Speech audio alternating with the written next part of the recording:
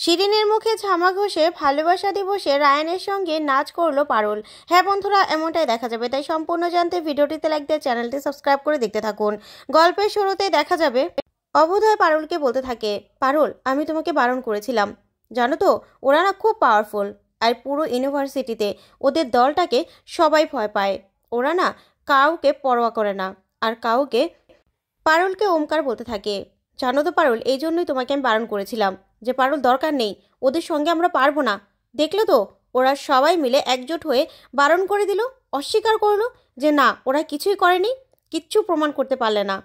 আমি জানি এই পুরো ইউনিভার্সিটিতে ওরা খুব পাওয়ারফুল একটা দল, আর আমি তো এখানে থাকি, আমি জানি তো ওদেরকে সবাই ভয় পায়। তখন পারুল বলতে থাকে, দেখো ওমকার, ওদেরকে এতদিন কে ভয় পেয়েছে না পেয়েছে আমি জানি না, তবে আমিও ওদেরকে ভয় পাই না। আজকে আজকে তোমার জন্য লড়াই করে জিততে পারিনি তো কি হয়েছে, দেখবে এর শোধ আমি ঠিক তুলব, এই অপমানের বদলা আমি নেব। ঠিক তখনই পারুলের বন্ধু বলতে থাকে, ঠিক বলেছে পারুল, ওদেরকে আর ভয় পাবো না, আমরা যত ভয় পাবো ওরা কিন্তু আমাদেরকে আরও পেয়ে বসবে। তখন পারুল বলতে থাকে, হ্যাঁ ওমকার, তুমি একদম চিন্তা করবে না, ওদেরকে না আমি বদলা নেব, ওদেরকে এমন শিক্ষা দেব না, এবার ওদের রাজ টিকিট কেউ আটকাতে পারবে না। তখন এই কথা শুনে ওমকার পারুলের দিকে তাকিয়ে থাকে। ওইদিকে দেখা যাবে শিরিনকে রায়ান বলতে থাকে, শিরিন মা তুই ধন্য ধন্য, ঠিক তুই না মাথা ঠান্ডা করে শেষ সময়ে এমন একটা প্ল্যান করলি না যে আমরা সবাই বেঁচে গেলাম। তুই তো বলেছিলি আমরা একজোট হয়ে সবাই অস্বীকার করব। তখনই মল্লার বলতে থাকে, হ্যাঁ ঠিক বলেছিস, আর সেই সময়ে যদি আমরা তাড়াতাড়ি করে ক্যান্টিন থেকে সেই ওমকারের ছবিটা না সরাতাম তাহলে তো ঠিক ধরা পড়ে যেতাম। তখন শিরিন বলতে থাকে, না রে, ধরা পড়তি না, ধরা পড়তি না। তখনই অর্ক বলতে থাকে, শোন, এখনও যে আমরা বেঁচে গেছি তা কিন্তু নয়, এখনও কিন্তু পারুল আমাদের উপর ঝুলছে, আর এই মেয়ে যে ডেঞ্জারাস, এই মেয়ে যে কি করবে তার তো কোনো ঠিক নেই। তখনই রায়ান বলতে থাকে, ও কিচ্ছু করতে পারবে না, কিচ্ছু করতে পারবে না।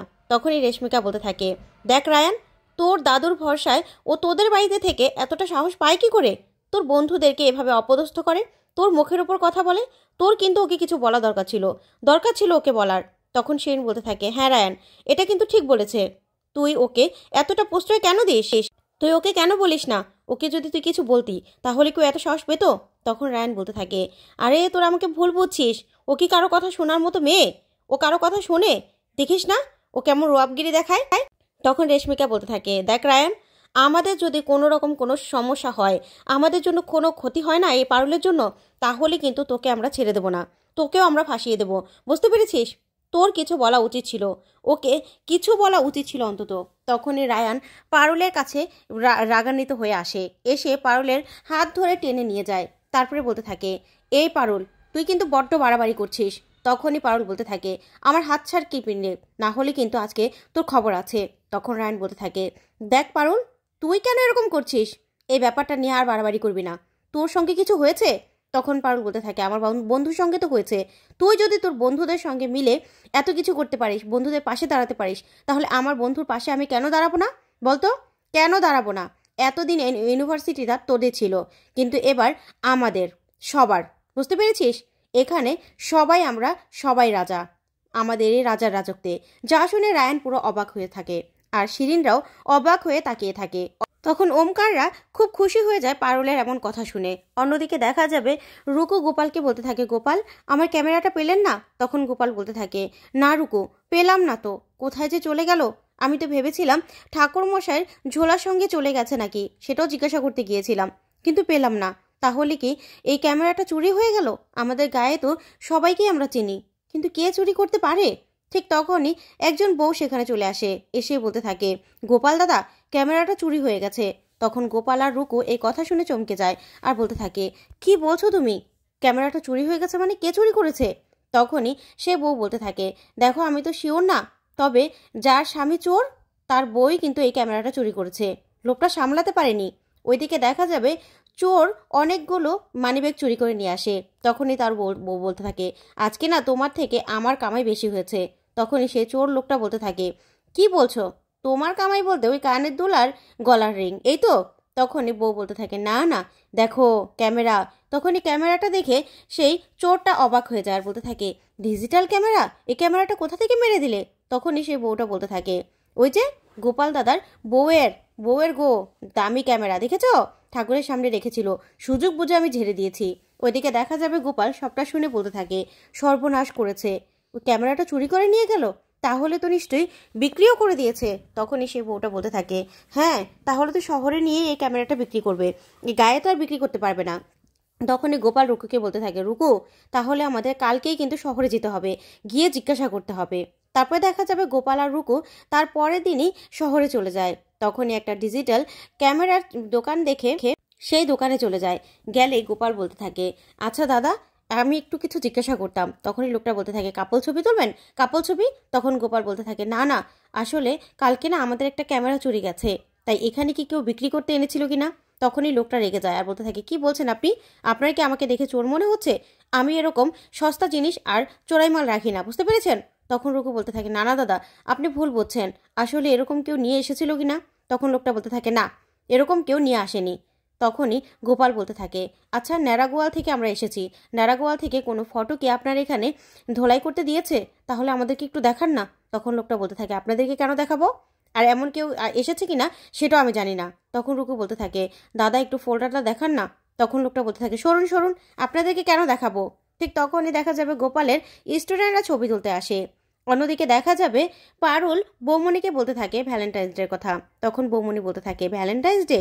দাঁড়াও দাঁড়াও পারুল, তোমাকে আমি শাড়ি সিলেক্ট করে দিচ্ছি। আর পারুল জানো তো এইসব পার্টিগুলো না খুব এনজয়েবল হয়, তুমি না এইসব পার্টিগুলো এনজয় করো, খুব ভালো লাগবে। তখনই পারুল বলতে থাকে, আচ্ছা বৌদিদি তুমিও তো কলেজে থাকতে এই পার্টিগুলো পালন করতে তাই তো? তখনই বৌদি বলতে থাকে, না না হ্যাঁ এরকম পার্টিগুলো হতো, খুব মজা করতাম আমরা জানো তো। তখন পারুল বলতে থাকে, তখন মানে এখন মজা করো না, এখন কি করে কাটাও? তখনই বৌদিদি বলতে থাকে, না না এখন আর পার্টি, আচ্ছা দাঁড়াও আমি তোমাকে শাড়িটা সিলেক্ট করে দিচ্ছি। তখনই পারুল কিছু একটা ভাবতে থাকে আর মনে মনে বলতে থাকে, কি ব্যাপার বৌদিদি কিছু একটা লুকিয়ে গেল মনে হচ্ছে। তারপরেই বৌদি পারুলের জন্য একটা সুন্দর শাড়ি বের করে আর বলতে থাকে, পারুল দেখো তো এই শাড়িটা তোমাকে কেমন লাগবে। তখন পারুল বলতে থাকে, হ্যাঁ তা তো তুমি পরিয়ে দিলে সব কিছুতে আমাকে সুন্দর লাগবে, কিন্তু আমাকে বলো তো আচ্ছা দাদা তোমাকে কি গিফট করলো এই ভ্যালেন্টাইন্স ডেতে? তখনই বৌদি বলতে থাকে, কি যে বলো না, তোমার দাদা দেবে আমাকে গিফট? সে তো এই দিনটাতে আমাকে সন্দেহ করে, আমার মোবাইলটা নিজের কাছে লুকিয়ে রাখে, কেউ আসলে আবার দেখে আমার জন্য কেউ কিছু পাঠিয়েছে কিনা। যা শুনে পারুল পুরো চমকে যায়, বলতে থাকে, কি বলছো তুমি, কি বলছো এসব? তখনই বৌদিদি মনে মনে বলতে থাকে, সর্বনাশ কি বলে ফেললাম আমি। তখন পারুল বলতে থাকে, আচ্ছা বৌদিদি কি হয়েছে, দাদা তোমাকে এরকম সন্দেহ করে? তখনই বৌদি বলতে থাকে, না না পারুল ওরকম কিছুই না, তোমার দাদা কি খাবার খাবার ছাড়া আর কিছু জানে নাকি।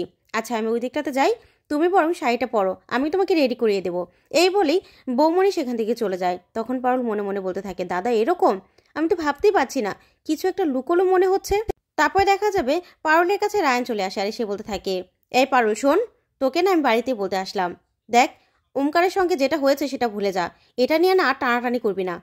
তোকে আমি বললাম আজকের দিনটা তুই স্পেশালভাবে পালন কর, কোনো রকম কোনো ব্যাগরা দিবি না। তখন পারুল বলতে থাকে, তোর কথায় আমি ব্যাগরা দেবো না। শোন তোরা যেটা ওমকারের সঙ্গে করেছিস না সেটা ভুল করেছিস, তোদেরকে এবার শাস্তি পেতে হবে। তোকে আমি সাবধান করে দিচ্ছি, তোর বন্ধু বান্ধবের কাছ থেকে না তুই সরে যা, না হলে কিন্তু তোকেও কিন্তু শাস্তি পেতে হবে। আর কলেজ থেকে বের করে দিলে কি হবে জানিস তো, তোর পুরো লাইফটা শেষ হয়ে যাবে, আর দাদু জানতে পারলে এই ছাদটাও তোর মাথার উপর থেকে চলে যাবে। তখন রায়ন বলতে থাকে, দাদুর ভয় দেখাচ্ছিস তুই আমাকে, দাদুর ভয়?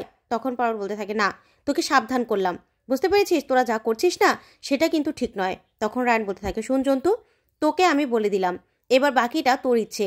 তখন পারুল বলতে থাকে, হ্যাঁ আমার ইচ্ছেই তো, আমাকে এসব বলার তোর কোনো রাইটস নেই। অন্যদিকে দেখা যাবে রুকু সে ফাইল চেক করার জন্য লোকটাকে বলতে থাকে, দাদা আমরা একটা কাপল ছবি তুলবো। তারপরে গোপাল আর রুকু ভিতরে চলে যায়। তখনই লোকটা বলতে থাকে, আচ্ছা বৌমণি কেমন ভাবে ছবিটা তুলবেন, তুলুন না, পাশাপাশি দাঁড়ান। তখনই রুকু আর গোপাল ছবি তুলতে থাকে। তো বন্ধুরা আজকের আপডেটটি কেমন লাগলো অবশ্যই কমেন্ট করে জানাতে ভুলবে না। ধন্যবাদ।